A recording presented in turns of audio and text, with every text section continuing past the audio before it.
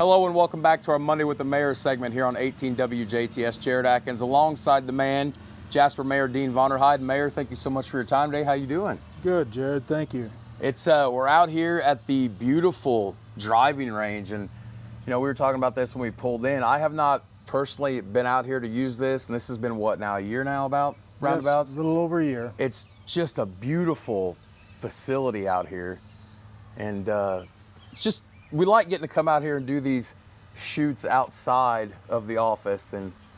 But anyways, enough about that, Mayor. There's a lot going on around the city of Jasper, and let's talk about some of the things that are going on for people that might not be aware. What's happening right now? Well, I was just mentioning that there is a golf instruction for middle schoolers that's taking place right now with the park department, and they're utilizing the Buffalo Trace golf course as well as the driving range. You will probably see some people here later on today, as they come in to practice. But a lot going on. This facility itself has surpassed our expectations. We expected, we'd sell so many buckets of balls and we'd break even. And this year so far, we're well ahead of that. So, I mean, Mayor, you come through here during the week, you come through here on the weekend. There's here. Always people out here at the driving range. Yeah, it's a great facility, and people from all over compliment us about having this kind of facility available. And I think it's really key for the youth programming. One of the things Jasper does well is develop the different age groups and bring them along to where when they're in high school, they're very competitive, and we compete in the state tournaments. So we're a very competitive community, and I think having facilities like this will help that out. I used to be a big player over at Ruxer, and I love the driving range. And of course, we all know the issues with the flooding, and the city Right. made the decision what was best for the city and that facility over there to shut it down. And people are like, we don't have a driving range. And then when this opened, well worth the wait. Oh. I mean, we've got great camera shots out. It's just a beautiful facility, and especially with these youth groups getting involved here, and the Parks Department, the city being behind that, fantastic. Well, an old hacker like me, I go out and I haven't played golf yet this year, but when I do, I'm going to spray golf balls all over the place. I'm going to come out here and at least get aligned where I'm not going to be a safety factor out there on the course. So it's good for all ages. Right. And all capabilities. But you asked me what's going on in the city. There's a tremendous amount of construction still going on. Everywhere. You look around, we've got a lot of infrastructure, stormwater being taken care of, water lines that are being replaced. Specifically, we just finished a project out here in the Skyline area neighborhood on the north side, and we're working now on 4th Street down by Alumni Stadium, football field. So, a lot of water line replacements, things that have aged. These happen to have 100 years or more in infrastructure aging, and they just need to be taken care of, in order to have a good quality service. So we're doing a lot of that across the city. We're still working on Main Street, the north side of Main, and the target is to have that as complete as we can by Strassenfest. Strassenfest is a big deal. We got 30,000 people coming. A little bit less than a month away. Yeah, I was going to ask you about that too. What is, how are preparations with the city and your departments and everything? How are those coming along? I mean, we're a month away from one of the biggest events in the city of Jasper every year. What's that process been like? Well, the street department, if you might notice, they're out and they're doing their grooming of the sidewalks and the streets, the curbs, just to make sure everything's nice and clean for when Strassenfest happens. It leaves that first impression to those visitors coming in. And residents pitch in. They do their fair share of cleaning up their lawns and making sure things are tidy. So a lot of that's going on. The meetings with the Strassenfest committee, just to make sure that we've got all safety protocols handled. We've got the logistics handled with street department and barriers, those kind of things. There's a lot of coordination with the Strassenfest committee, and hats off to Corey Eckerly and the group this year. I think they're doing a great job. Mayor, something else kind of related to Strassenfest. I was wondering, another issue that, residents of Jasper always like staying up to date on. What's the latest going on with the the Courthouse Square revitalization. I know we're still in another phase of that project right now, are we not? Right, the North Main Street will be done, at least significantly complete by Strassenfest. By Strassenfest, like you mentioned, okay. Yeah, so that's the goal right now. We won't have the plantings in.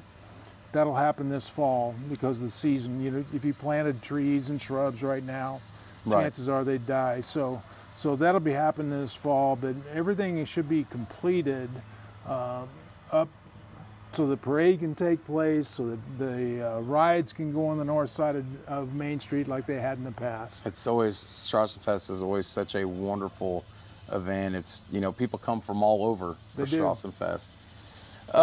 Mayor, something else I wanted to kind of bring up, you know, this year and, you know, last year, you've started doing a lot more of these coffee and conversations with the mayor.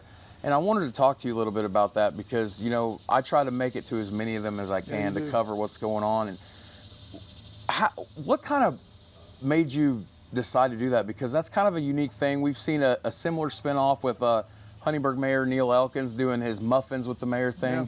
What kind of brought that to life? Well, you know, anytime you can get in front of the public, the residents, and answer any questions that they have, I think it's important. I need input, I need feedback, I need to know what their thoughts are about the city and what we're doing, and so those give me that opportunity. Now I get invited to Kiwanis, the Lions, you know, different groups things, to speak, and even to some of the nursing homes to go speak to groups there. So I enjoy that when I'm out in front of a group and people are asking about the city.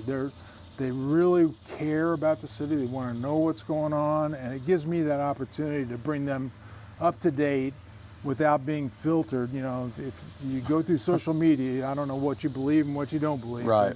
But you know, this is unfiltered. It's coming from me, and I try to lay it on the line where we are, what our challenges are. It gives them an opportunity. It gives me an opportunity to hear what their concerns are. And those, I like it. It's a good interchange. Oh, well, and those events are always really well attended. There's always quite a crowd there, and of course, nobody's going to turn down a good cup of free coffee. I mean, that's, you know, that's a bonus. But, you know, at a lot of these meetings, you know, circling back to infrastructure for a minute, at a lot of these meetings, infrastructure has been a big part of what you guys talking about, and it just makes me realize, like, your administration and what you guys have put together the last few years, you guys have really put a lot into changing the culture and the infrastructure here around the city of Jasper, or trying to at least. It's been a real focus. There's no doubt about it. When someone moves to this area, you know, why are they moving here?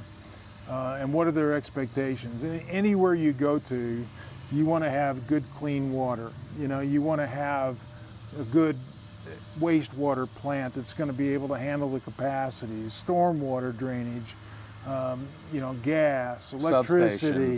So electricity, what we found, we had some deficiencies. That's why we're putting a new substation in at 36th Street. You see the grading is complete there. They'll start the concrete work here in a month or two, and then we'll see that thing come to fruition about the first of the year.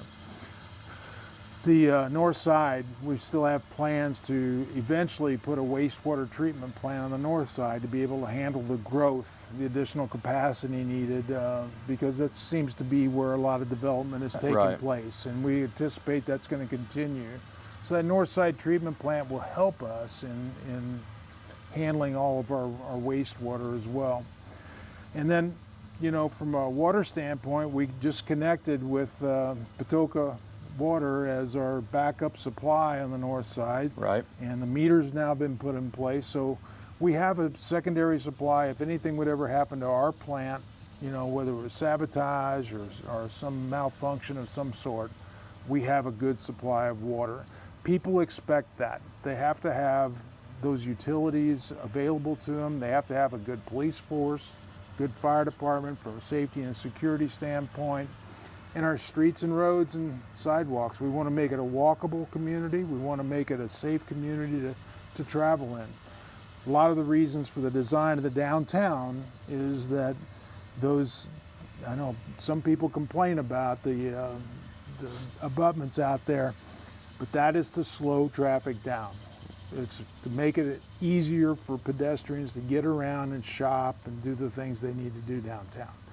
We don't need to be speeding through there. No. And that's the reason for it. The design is intentional. I know some people don't like it, but there's a reason behind that. And we've dealt with that. The other thing is that, on the corners of the downtown, we get a lot of compliments. We got such a beautiful downtown now. We do, and those corner social gathering spaces are really serving their purpose. You see different groups getting together. They sit around the fire, and yep. And the swings, the and swing sets, the cafe seating, and so forth. But those social gathering spaces were contributions from private entities. They weren't something that we used tax dollars on. So the foundation and community foundation had worked with us to find donors to be able to commit those kind of things. It's not something that, we were all putting all this really nice right. Amenities in place with tax dollars. They were done privately. And I think that's really important for people to know. Our money, our tax dollars went to the infrastructure, went to replacing the sidewalks and the road. It wasn't to be able to put those kind of amenities in. Well, Mayor, one final thing here, as I always try to do every time I get a chance to sit down with you, is, we are, in the middle of summer here, we're in the middle of July, and as always, we try to end with you, give you the opportunity to say anything you want to the residents of Jasper about, what they can expect as 2025 starts to progress towards the fall and eventually the end of the year. Well, we're going through budgeting right now, so our budgets will be finalized. We'll have at least a draft in August and finalized in October. But trying to figure out how we're going to pay for the different services we have, and then all the departments is a big part of what we're doing. I do want to encourage people at Strassenfest. We have about 57 people traveling over here from Pfaffenweiler. Wow. So this is the 40th anniversary of our relationship with Pfaffenweiler, and we're going to be celebrating that. From opening ceremony, there'll be a contingency of Pfaffenweiler residents that are there and participating all the way through the entire fest. They'll be in the parade, and then we culminate with a celebration on Tuesday, the following Tuesday. That's our 40th year anniversary, and we'll have a lot of guests coming in from not just Pfaffenweiler, but also consulate general ambassadors for Germany here that come from Cincinnati, Chicago, and other areas.